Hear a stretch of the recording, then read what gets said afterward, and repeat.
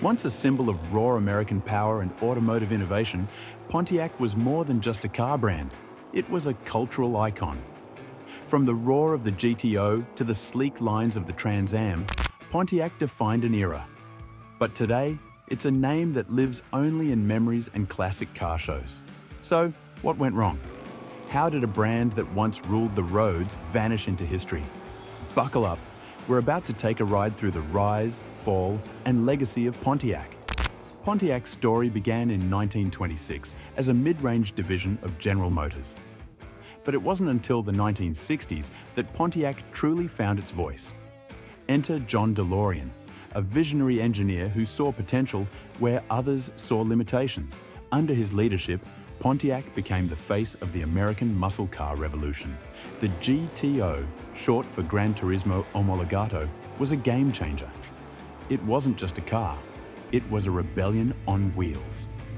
A lightweight body paired with a monstrous V8 engine, Pontiac had created the blueprint for speed and style. The GTO wasn't just a hit, it was a phenomenon, sparking the muscle car craze that defined a generation. And then came the Firebird and Trans Am. With their aggressive styling and unmatched performance, these cars became legends. Hollywood took notice too.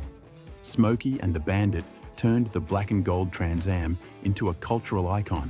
Pontiac wasn't just selling cars, it was selling a lifestyle. By the 1970s, Pontiac was at the top of its game. Its cars were everywhere, on the streets, on the tracks, and in the hearts of car enthusiasts. The brand had it all: power, style, and a loyal fan base that couldn't get enough. In 1978, Pontiac sold over 1.1 million cars, making it GM's third best-selling division. The Trans Am was the crown jewel, a symbol of American ingenuity and performance. Pontiac wasn't just a car company, it was a cultural force. But the 1980s brought a seismic shift. Rising gas prices, stricter emission laws, and a wave of fuel-efficient Japanese imports changed the game. Pontiac, once the king of muscle, struggled to adapt. Attempts like the Fiero showed promise, but fell short. Pontiac was losing its identity, caught between its performance roots and the need to compete in a changing market. The muscle car era was fading, and Pontiac was left searching for a new direction. Then came the Aztec, a car so polarizing it became a punchline. Meant to be bold and innovative, it instead became a symbol of Pontiac's struggle to find its footing in a new era. By the 1990s and early 2000s, Pontiac was a shadow of its former self. The brand had lost its edge, relying on rebadged GM models that lacked the innovation and excitement of its glory days. Sales plummeted, and the once mighty Pontiac was now a footnote in GM's lineup.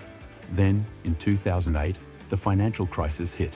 GM was on the brink of collapse, and tough decisions had to be made. In 2009, the unthinkable happened. GM announced the end of Pontiac. After 84 years, the brand that had defined American muscle was gone. It was the end of an era.